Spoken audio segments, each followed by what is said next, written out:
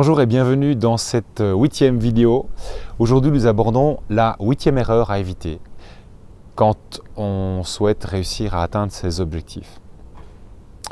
Alors, je vous accueille dans un cadre assez exceptionnel puisqu'il s'agit du château fort de Sedan. J'ai appris hier que c'était le plus grand château fort en Europe.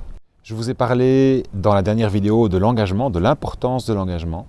Lorsque nous nous engageons corps et âme envers un objectif, on peut dire qu'on a réussi 80% du chemin. Et aujourd'hui, je vous parle de la 8e erreur, et la 8e erreur, c'est le manque de persistance.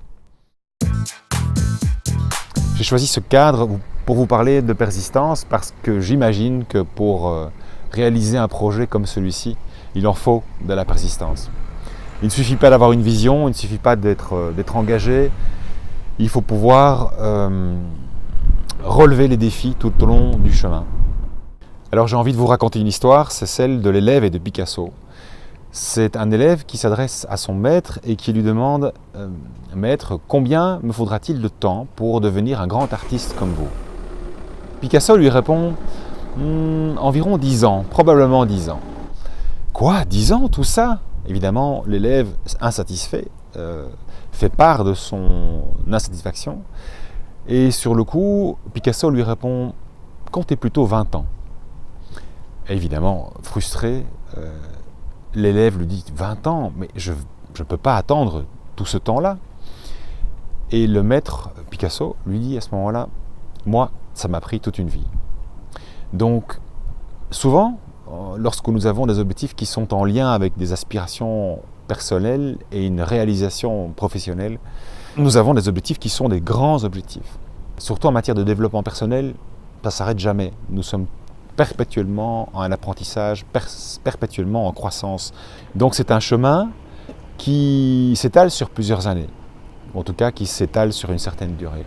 Donc la persistance sera une ressource très importante.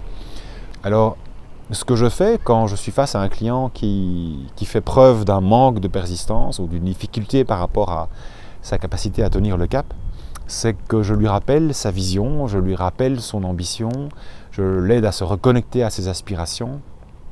Ça aide et parfois ce n'est pas suffisant. Parce que quand c'est difficile, il va falloir aller rechercher d'autres ressources également qui sont en lien avec cette capacité de tenir le cap. Et cette persistance, c'est souvent la force, la ténacité et le courage. Le courage est exceptionnellement important lorsqu'on veut tenir dans la longueur.